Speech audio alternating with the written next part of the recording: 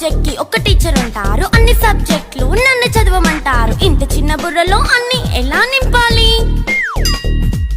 Class work, home work, fair notes అంటారు. Subject కి 3 books పెట్టి బ్యాగ్ నింపుతారు. ఇన్ఫాక్ట్ నా బరువు కన్నా నా బ్యాగ్ బరువే ఎక్కువ.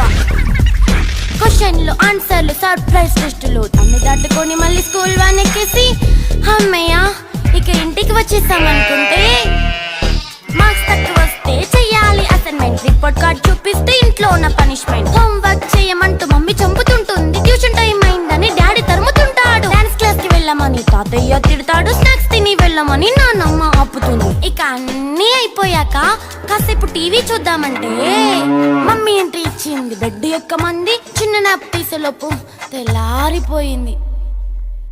అయ్యో మళ్ళీ మొదలు ఈ స్కూల్ కష్టాలు.